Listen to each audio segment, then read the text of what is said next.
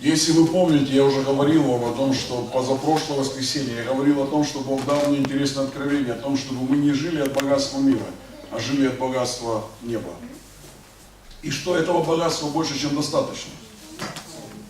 Мы с вами тогда слышали о том, что Бог не заинтересован в том, чтобы мы копили себе богатство, а чтобы мы вечно обеспечены были Господом. Это Его желание. А потом на следующее воскресенье мы говорили с вами о том, что Бог напомнил нам о том, что мы первые, первородные и имеем двойную часть. То, что мы дети Его, а не просто служителя, которые заслужились настолько, что забыли, что мы дети Его. И что мы всегда в Доме Божьем, всегда. И все Его наше. То бишь вот этот момент, который мы сегодня часто путаем, думая, что если мы тут будем копить богатство, станем богатыми. Небо намного больше. Нам нужно научиться брать с этого неба. Просто надо научиться брать. И я повторяю вам, это безграничный источник любого благословения. Духовного, физического или материального. И принцип это давайте. Потому что Отец благоволит дать нам царство. Слышите? Иисус сказал об этом богатом человеке, который копил этот урожай. Вы помните, как это вызвало у нас кучу восторга? Мы все ждем этот урожай, чтобы один раз получить его и больше никогда не работать, а веселиться и гулять до долгие годы. Бог говорит, это не есть богатство. Почему? Потому что не хватит тебе на всю жизнь. А вот небо это то богатство, откуда ты можешь брать бесконечно. Поэтому Он говорит, продавайте имение ваше. И Бог показал мне, я конкретно сказал, имение ваше. То бишь, я вам говорю, у вас никогда не закончится ваше имение. Никогда вообще.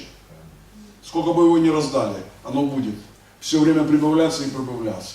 Потом Он говорит, почему можно так жить, потому что вы сыновья, имеющие двойную долю. Вы слышите? Двойную долю. Старший сын обиделся на младшего, потому что он взял свою часть наследства, забыл о том, что у него есть двойная часть.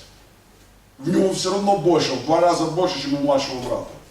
Поэтому не надо отчаиваться или расстраиваться от того, когда возвращаются люди к Господу, возможно, из мира, и Бог их благословляет, одевает на руку перстень одежды праведности и обувь благовествует мир. С тебя перстень никто не снимал, и одежду праведности с тебя никто не снимал, и обувь на твоих ногах всегда. Просто иногда мы забываем, что мы дети Его, и забываем самое главное, что мы в доме Его всегда. И Он конкретно говорит старшему сыну, ты чего? Так все мое твое. И сегодня я хочу говорить, потому что Бог дал мне в один день 3 откровения. Я просто делюсь этими откровениями. Первое откровение, второе, сегодня 3. Очень важное откровение. Почему? Потому что Бог показал такую вещь. Когда вы размышляете о вашей жизни, вы за основу берете ваше понимание того, как она выглядит, или как вы ее что-то понимаете в этой жизни. На самом деле все по-другому. На самом деле нам дано понимание, как наша жизнь выглядит, и она записана в Слове Божьем. Именно понимание Слова Божьего и дает нам возможность видеть все в нашей жизни. Сегодня я буду говорить об открытых дверях.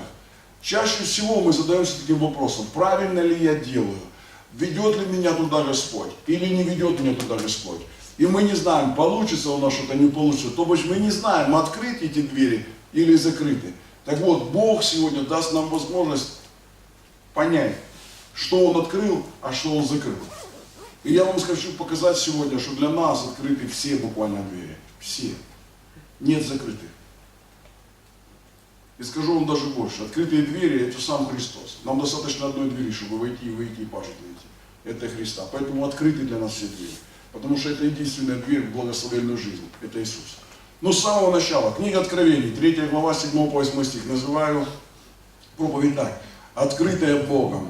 Вот что написано. Книга Откровений, глава 3, 7 стиха написано. Ангелу Филадельфийской церкви напиши, так говорит Святой, истинный, имеющий ключ Давидов, который отворяет и никто не затворит, затворяет и никто не отворит. Знаю твои дела, вот я творил перед тобой дверь, и никто не может затворить ее. Ты немного имеешь силы, и сохранил слово ее, и не отрекся имени моего. Аминь. С этого начнем. Еще раз послушайте. Очень важно, чтобы Бог открыл нам двери. Очень важно, чтобы мы поняли, какие двери открыты. И вот эти двери, это Христос, потому что так написано в Писании. Иисус сказал, я есть дверь в Евангелии от Иоанна. Мы еще к этому придем. Но вот смотрите, Он говорит интересную вещь. Знаю твои дела, вот я отворил перед тобой дверь, никто не может затворить. А дальше Он говорит, почему открыл? Потому что ты сохранил Слово Мое и не отрекся от имени Моего. Почему двери стали открыты и возможность ходить этими дверями никто закрыть не может? Потому что основанием для того, чтобы эти двери были всегда открыты, стало Его Слово и Его имя.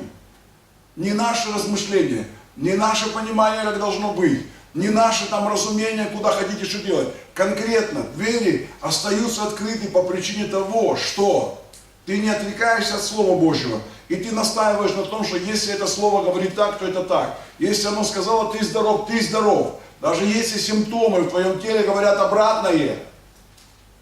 Как только ты начал думать о болезни больше, чем о Слове Божьем, двери как будто прикрываются. На самом деле Бог их не закрывает. Просто тебе не дают ходить дверями здоровья. Просто. Потому что ты как будто отрекаешься от Слова Божьего. И дальше имя Христа. Как у нас будет жизнь слаживаться? Если твое упование на имя Христа, твоя жизнь сложится. Почему? Потому что во Христе Иисусе даны нам все обетования. Да, аминь. Но знаете, что здесь еще написано? Ты немного имеешь силы. То бишь здесь он говорит, тебе даже не нужно быть особо грамотным или особо правильным. Здесь он говорит, ты должен держаться за две вещи. Это Слово Мое и имя Мое. Слово Его есть жизнь. Так написано в Писании. Имя Его есть твое вечное спасение. Поэтому, друзья мои, послушайте. Если ты реально хочешь ходить дверями открытыми, тебе нужно взять за основание Слова Божье и Его имя. Больше тебе ничего не нужно. Даже если то, что ты говоришь, совершенно отличается от того, что ты видишь, за основание того, чтобы двери перед тобой всегда были открыты, должно быть Слово Божье. И если Слово Божье говорит о том, что ты здоров, ходи этими дверями. Ты входишь, тебе тяжело ходить через эти двери, у тебя болит, но пройдя раз, два, ты получишь то здоровье, которым входишь. То же самое благословение, то же самое семья. Все написано здесь, это очень важно. Бог в последнее время мне очень сильно обращает внимание на Слово. Это уже стало смешным, но я напоминаю, что я уже 3-й месяц, вот 4-й месяц пошел, как я заставляю себя жить по Слову. Ну, может, вы тоже уже живете так, это один я первый начал заставлять себя. То бишь, это не значит, что я делаю какие-то вещи. Я отказываюсь принимать реальность, которую видят мои глаза, слышат мои уши и воспринимает мой мозг. Я отказываюсь сознательно верить в то, что болезнь может победить, что нищета может быть в твоей жизни, что беда может прийти в твой дом, что кто-то виноват в моей жизни и так далее. Я сознательно от этого отказываюсь. И первое время было очень тяжело, потому что ты настолько привык думать этими мерками, что болезнь, она пришла, она есть, она тебя мучает. Ты не думаешь тем, что ты здоров, а болезнь просто споткнулась, втыкнулась в тебя, но сейчас она убежит от тебя. И о деньгах, о семье, обо всем. Ты не думаешь так. Так вот, я говорю вам, если вы хотите видеть всегда открытые двери, здесь написано, Слово должно быть всегда, и имя Христа. Это важный момент. Я сейчас открою вам один псалом, вы его знаете. И покажу вам интересную вещь, которую Бог мне напомнил. Это 126-й псалом. Просто сейчас я говорю, почему, за основание того, что я сказал, это правда, это верно, ну потому что Слово само себя объясняет. 126-й псалом, вот что написано. Если Господь не созиждет дома, напрасно трудящий строит его. Если Господь не охраняет города, напрасно бодрствует страж. Напрасно вы рано встаете, поздно просиживаете, едите хлеб печали, тогда как возлюбленному своему Он дает сон. Вы слышите? Вопрос стоит в том, что Бог – это Слово. Слово было у Бога, и Слово было Бог. Итак, если есть Слово, без Слова, кстати, смотрите, ничего не начало быть. В Евангелии от Иоанна написано, без Слова ничего не начало быть. То бишь, ничего нет, если нет Слова. Вы можете делать все, что угодно, там не будет ничего, потому что если там нет Слова, Слова Божьего. Если ты берешься за какое-то дело и не знаешь, будешь иметь успех или нет, там нет Слова Божьего.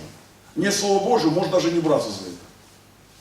Можешь даже не браться. Почему? Потому что тот успех, который может прийти от Господа, там не будет. Потому что нет там Слова Божьего для тебя. Ты сомневаешься. Ты не знаешь, будет это работать или не будет. Но Иисус говорит, если за основанием своей жизни ты поставишь мое слово и мое имя, двери перед тобой будут всегда открыты. Я всегда буду благословлять тебя. Теперь смотрите, человек, который взял за основание Слово Божье и имя Божье, переходит вот в какой разряд. В разряд возлюбленного его, которому он дает сон. Что такое сон здесь в этом случае? Он дает покой. То бишь он говорит, ты станешь успокоен, тебе будет нормально, потому что ты вошел в категорию возлюбленного. Почему? Потому что за основание взял мое слово и мое имя. А тот, кто живет без Господа, это напрасно строящий, охраняющий. Тот, который рано встает, поздно ложится и ест хлеб печали. Напоминаю вам, повторяю, послушайте, дорогие мои братья и сестры, как бы это ни прозвучало из моих уст, может быть для вас дико, но благословение Божье обогащает и печали с собой не приносит. Благословение – это безвозмездный Божий дар. Его невозможно вырвать, его невозможно там отобрать, его возможно только принять. Его не надо зарабатывать и так далее. Это важно понять. Когда основанием нашей жизни перестает быть небо, наше сыновство, Его Слово и имя Христа, наша жизнь превращается в войну за все. Но здесь написано конкретно, что напрасно строит строящий, напрасно созидает, охраняет, напрасно рано стоит поздно ложиться. Если ты не вошел в категорию возлюбленного, но мы же вошли, мы же дети Божьи, мы же стали возлюбленными. Почему мы до сих пор строим города, которые построить не можем, города неверия? Почему мы пытаемся заработать то, что заработать не можем, потому что даже не понимаем, что нам это все дано?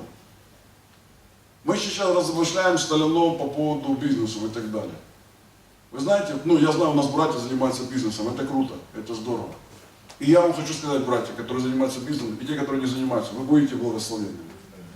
Но я хочу сказать такую вещь, мы размышляем над этим, то есть просто пришли к такому пониманию. Знаете, что пришло время, чтобы богатство нечестивых перешло в руки праведных. Правильно? Вы знаете об этом? И вы знаете, что написано, что долгое время нечестивцы копили для праведного. А теперь просто подумайте, где накоплены эти богатства, о чем вы сегодня занимаетесь. Накоплено там богатство неправедное или и не накопленное. Там, где накоплено, лежит для нас, его нужно взять. Но если вы не занимаетесь тем, где накоплены богатства, то и перейти они к вам не могут. Они так и продолжают работать там, где должно быть.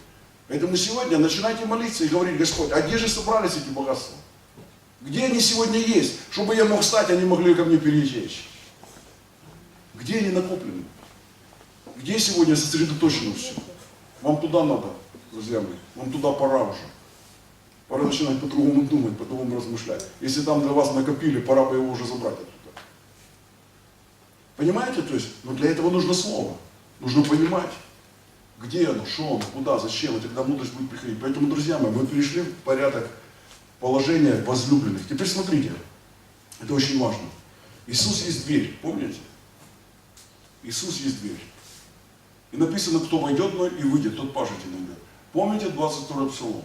Он вводит нас на пажити тихих, на злачные пажити к водам тихим. Я в этот момент подумал, эти злачные пажити. Мы всегда себе представляем злачные пажити, может быть, как бы там, чисто по-человечески, там все есть и хорошо. А Бог мне показал. Ты помнишь, что сказал Иисус, когда сатана ему сказал: сделай хлеб камень хлебом? Он сказал: не с хлебом единым будешь еще, но всяким словом Божьим. Злачные пажити – это место питания тебя Богом, а это Слово. Это твой хлеб на каждый день. Это твой хлеб на твою жизнь. Это твой хлеб, чтобы ты был крепким, здоровым, благословенным. Итак, злачные пажити – это Слово Божье. И снова возвращаюсь. Слово и имя. Слово и имя. Иисус – это Слово. Слово – это Иисус. Все, что говорит Бог, оно исполнится в любом случае. И если мы сегодня поставили в положение людей, которые думают, что с земли можно что-то забрать, нет, можно только с неба взять, достаточно. Если мы сегодня забываем, что мы дети, где мы должны находиться и чем заниматься, помня о том, что мы в доме Отца, нам дано все, то тогда мы не можем прийти в самое важное. Мы не знаем, где двери открыты, а где закрыты. Мы не понимаем, куда нам идти, чем заниматься. Все есть в Писании. В Писании все написано, куда идти и чем заниматься. В Писании все разложено. В Писании рассказаны такие вещи, которые просто мне непонятны. Вы знаете, что Филадельфийская церковь, которую я только что читал, не получила ни одного замечания от Господа. А если до этого были, там 5 церквей получили замечания, 2 не получили. Так вот, Филадельфийская не получила замечания. Мало того, он одобрил все ее дела, потому что дела ее были основаны, при том, что она имела в тот момент немного силы, конкретно на его слове и на его имени. И дальше он сказал: за то, что ты не отрекся от слова моего и имени моего, я сделаю так, что те, кто называли себя евреями, на самом деле придут и поклонятся перед тобой. Знаете почему? Потому что увидят, как я возлюбил тебя. Следствием присутствия в твоей жизни Слова Божьего и имени Христа сделать так, что все будут видеть, что ты возлюблен. И дальше он говорит, храни и не потеряй венца твоего. Это важно. Почему? Венец твой – это Слово и Христос. Это должно быть. По-другому не может быть. Если мы сегодня реально поймем это, мы увидим славу Божью. 3 вещи, которые Бог мне открыл. Не стремиться к тому, чтобы накопить, думая, что богатство на земле поможет тебе все. Наоборот, присоединись к небу и пусть течет оттуда бесконечно. Просто невероятными потоками. Второе, ты сын с двойной долей и в доме Отца. И третий момент, двери, которые Бог открыл тебе, это Иисус. И злачный пажите, куда он тебя ведет, это Его Слово. Там все, там хлеб, это жизнь. Слово Божье это хлеб, это жизнь. Так написано. Притчи вообще полны такими вещами. Так, слушай Слово Мое, отходи от Слова Моего. Они здоровье для тела твоего, они сила для костей твоих, они мудрость там, они все там. И это очень важно. Почему? Потому что если реально, я и свою жизнь знаю. Бывает, сидишь ты и думаешь над чем-то, и начинаешь думать по-своему. Знаете, вот я думаю, я обстоятельства увидел, разложил их и начал думать. Наверное, это так. Отбрось это все, забудь про это, выкинь это. Скажи, Господь, просто открой мне, что сейчас происходит, чтобы я понимал. И в это место просто сказал Твое Слово. Просто высвободил его и сказал, вот это так. Потому что без Слова Твоего ничего не начнет быть. Дай мне. Тебе нужен успех, пусть Слово туда придет. Тебе нужен покой в доме, пусть Слово туда придет. Тебе нужно, чтобы дети твои были в порядке, пусть Слово туда придет. Пусть оно придет. Без этого ничего не начинает быть.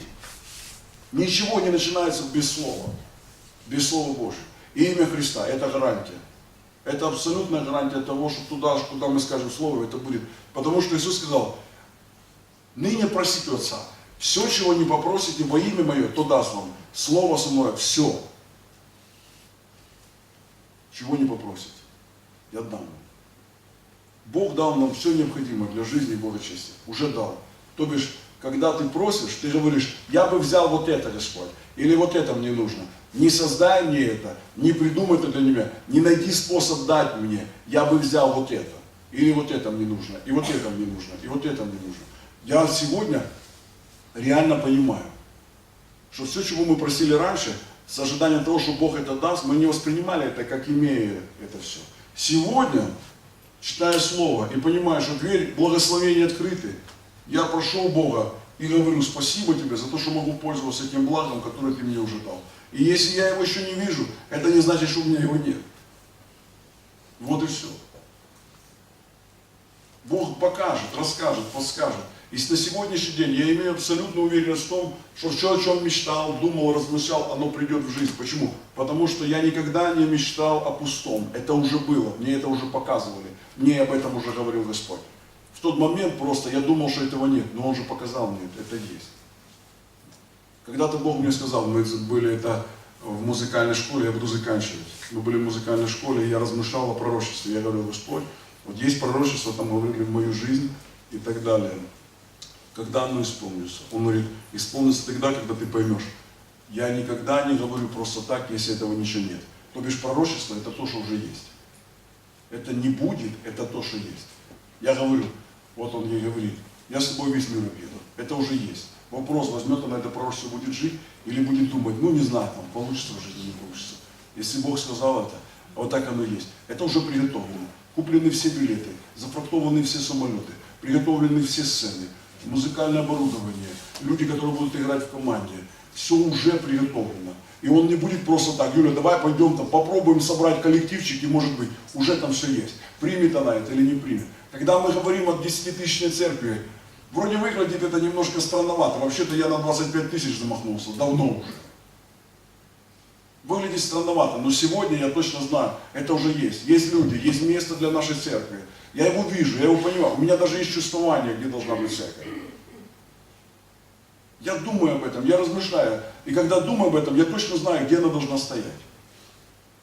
Я точно понимаю, где нужна земля. Я точно понимаю, как туда будут ездить. Может, один человек мне говорит, а как мы туда будем добираться? Как только там появится 10-тысячная церковь, туда пустят все маршруты этого города. Потому что едут люди постоянно будут ездить.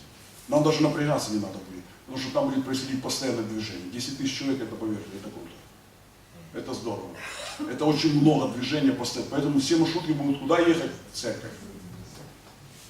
Все маршрутки будут ехать в церковь. А куда им еще ездить? Людей столько все равно не перевозят. Так будет. Потому что Бог уже это открыл. И знаете, я понял такую вещь. Я больше не хочу тратить свою жизнь на какие-то там такие моменты размышления. Будет, не будет, нравится, не нравится. Если желание в моем сердце есть, Бог мне дал это желание. За этим желанием Он сделает все те необходимые моменты, которые побудят меня к определенным действиям. И эти действия произведут результат. Я увижу желаемое в своей жизни. Вот и все. Потому что это есть у меня. Вот и все. Когда мы строили эту церковь, построили, команда построила, у нас получилась аппаратура, и я думал, Господи, как это здорово, интересно, как у нас все получится, все ли у нас сложится, церковь росла и так далее. Он говорит, вот посмотри, ты зайди, посмотри на церковь, у тебя маленькое, небольшое здание, но оно у тебя есть, у тебя команда прославления. Он говорит, я просто показал тебе макет, что у тебя будет. Просто умножить этот макет, например, в 100 раз, вот и все. Понимаете, как рисуют макет перед тем, как дом построить. Его рисуют маленький, там машинки ставят, все это, да. Ты видишь, говоришь, вот это будет. Бог говорит, вот я тебе показываю, как будет. Все это вырастет. Все это станет большим. Все это станет благословенным. Иначе я бы тебе не допоказывал этот макет, я бы не давал тебе этого вообще. Поверьте, я ничего не делал для того, чтобы иметь это все. Бог милостью своей благостью это все сделал. То же самое, я говорю, вот наши поездки, которые начались там, концерты, которые там дали. Странный был концерт первый, да, в тюрьме вообще. Самый первый концерт в тюрьме. Какое развитие в тюрьме? Вопрос то, что позвали и пошли. Не сказали, это что мы в тюрьме будем играть. А пошли сделали. И Бог уже показал. Соберутся площадки, все будет. И уже мы приезжаем куда-то, нас ждут, нас знают. Круто. И все остальное. Поэтому, друзья мои, дверь Иисус открыл. Но понять, как ходить этими дверями, можно только через Его Слово. А не через свои логические умозаключения, которые иногда выглядят у нас весьма странно. Знаете, люди говорят, там чего-то нету. Кто-то говорит, у меня там нет, например, болезнь какая-то, которая разрушила какой-то орган. Я говорю, да, это.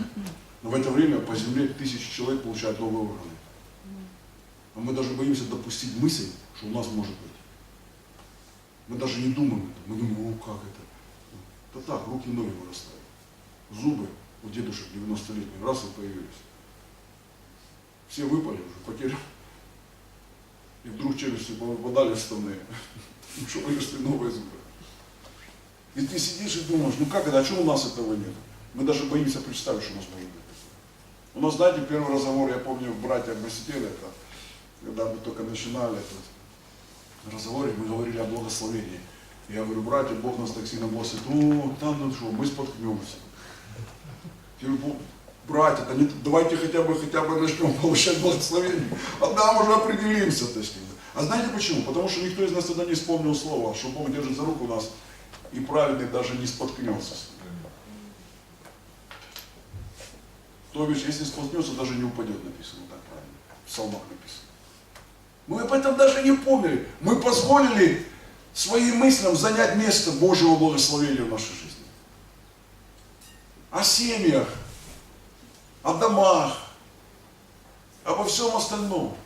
Все обещания Божьи, все благословения Божьи. Мы о них забываем напрочь, когда у нас вопрос стоит, что-то надо порешать. Мы не знаем, как это решать. Я вам говорю, как решать это. Просто возьмите слово и начинайте его тарахтеть, пока не поверите вы. А поверите, увидите славу.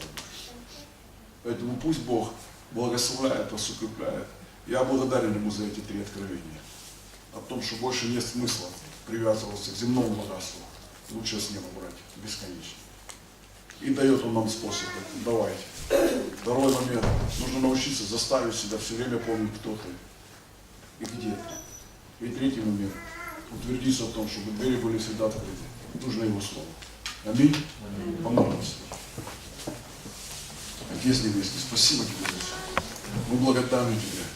Мы вдохновлены Тобой, мы благословены Тобой, Господь. Ты дал нам все, Отец. Ты дал нам все избытки, Господь. Ты позаботился о том, чтобы в нашей жизни все было, Господь. И это благословение никогда, чтобы не заканчивалось. Я молюсь о том, чтобы Ты дал нам мудрость, Господь. и мы могли все это совершить. Примем, Господи, Тебя во имя Иисуса Христа. Аминь. Воздайте славу Богу.